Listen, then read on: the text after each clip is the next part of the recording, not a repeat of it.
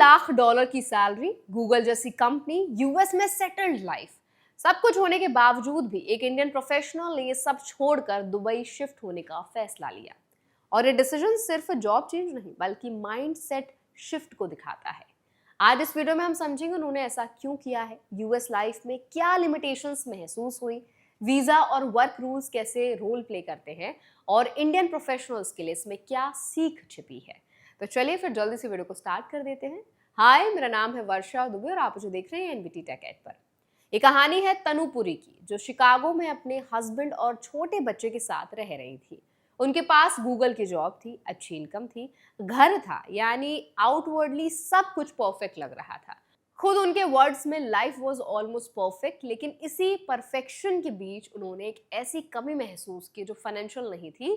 उन्होंने बताया कि फाइनेंशियल सिक्योरिटी होने के बावजूद उन्हें फ्रीडम की कमी महसूस हो रही थी। एग्जाम्पल के तौर पर उन्होंने कहा कि एक सिंपल 2 वीक वेकेशन के लिए वो परमिशन लेनी पड़ती थी, यानी जॉब स्ट्रक्चर और वर्क कमिटमेंट्स इतने टाइट थे कि पर्सनल फ्लेक्सिबिलिटी बहुत लिमिटेड हो जाती थी। अब इसे रूल्स और सिस्टम के कॉन्टेक्स्ट में समझ लेते हैं। यूएस में जॉब बेस्ड वीजा सिस्टम में एम्प्लॉयमेंट लिंक्ड ऑब्लिगेशंस काफी ज्यादा स्ट्रांग होते हैं। इसका मतलब ये है कि आपकी स्टे, जॉब और कई डिसीजंस इनडायरेक्टली एम्प्लॉयर और वीजा कंडीशन से जुड़े रहते हैं। ऐसे में जॉब चेंज, ब्रेक या फिर फ्लेक्सिबिलिटी मेंटेन करना प्रैक्टिकल लेवल पर चैलेंजिंग हो सकता है। तनुपुरी ने एक और इम्पॉर्टेंट पॉइंट उठाया। उन्होंने कहा कि सैलरी से वेल्थ बिल्ड करना लिमिटेड हो सकता है। उन्होंने एसिमेट्रिकल रिटर्न्स की बात की, यानी ऐसे रिटर्न्स जो ट्रेडिशनल सैलरी स्ट्रक्चर से पॉसिबल नहीं होते। इसके साथ उन्होंने इन्वेस्टमेंट रिटर्न्स को भी एक मेजर फैक्टर बताया, जिसके चलते उन्होंने रिलोकेशन का डिसीजन लिया। अब यूएस लाइफ के कुछ प्रैक्टिकल एस्पेक्ट्स भी उन्होंने हाईलाइट किए, जैसे फैमिली से डिस्टेंस। उन्होंने बताया कि वो अपने होम कंट्री से करीब 8,000 माइल्स दूर रह रही है। इसके अलावा टेक ले ऑफ का डर भी एक फेज में था, यानी हाई पेइंग जॉब होने के बावजूद जॉब सिक्योरिटी पूरी तरह गारंटीड नहीं होती। अब इस डिसीजन को ब्रॉडर ट्रेंड के रूप में समझते हैं। आज कई इंडियन टेक प्रोफेशनल्स के लिए सिर्फ सैलरी ही डिसीजन फैक्टर नहीं रह गया है। Lifestyle, family time, tax structure, investment opportunities और लॉन्ग टर्म फ्रीडम जैसे फैक्टर्स इक्वली इंपॉर्टेंट हो रहे हैं। अब लीगल और पॉलिसी एंगल से समझते हैं कि इसमें इंडियन प्रोफेशनल्स के लिए क्या सीख है। सबसे पहला पॉइंट, यूएस में जॉब बेस्ड स्टे पूरी तरह कंप्लायंस ड्रिवन होता है, यानी वीजा रूल्स और एम्प्लॉयर कंडीशंस को फॉलो करना जरूरी होता है। दूसरा, अगर कोई व्यक्ति रिलोकेशन या करियर शिफ्ट सोच रहा है तो उसे अपने वीजा स्टेटस, टैक्स इंप्लीकेशंस और रेजिडेंसी रूल्स को क्लियरली समझना जरूरी है।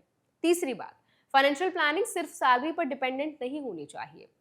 इन्वेस्टमेंट अपॉर्चुनिटीज, रिटर्न्स और कॉस्ट ऑफ लिविंग जैसे फैक्टर्स को भी इक्वली कंसिडर करना जरूरी है, क्योंकि लॉन्ग टर्म वेल्थ क्रिएशन इन सब फैक्टर्स के कॉम्बिनेशन से तय होता है। अब दुबई जैसे डेस्टिनेशन का एंगल समझते हैं। कई प्रोफेशनल्स ऐसे लोकेशंस को प्रेफर कर रहे हैं जहां टैक्स बेनिफिट्स, बिजनेस अपॉर्चुनिटीज और फ्लेक्सिबल लाइफस्टाइल ऑप्शंस अवेलेबल हो। हालांकि हर कंट्री के अपने रूल्स और लिमिटेशंस होते हैं, इसीलिए किसी भी मूव से पहले प्रॉपर रिसर्च और लीगल अंडरस्टैंडिंग जरूरी है। अब इंडियन ऑडियंस के लिए सबसे इंपॉर्टेंट टेक अवे क्या है? पहली बात, हाई सैलरी हमेशा हाई सेटिस्फैक्शन नहीं देती। दूसरी बात, वीजा और जॉब स्ट्रक्चर आपके लाइफस्टाइल डिसीजन को डायरेक्टली इंपैक्ट करते हैं। तीसरी बात, लॉन्ग टर्म प्लानिंग में सिर्फ इनकम नहीं बल्कि फ्रीडम, फ्लेक्सिबिलिटी और फैमिली प्रायोरिटीज को भी शामिल करना जरूरी है। सोशल मीडिया पर इस डिसीजन को लेकर मिक्स्ड रिएक्शंस भी आए।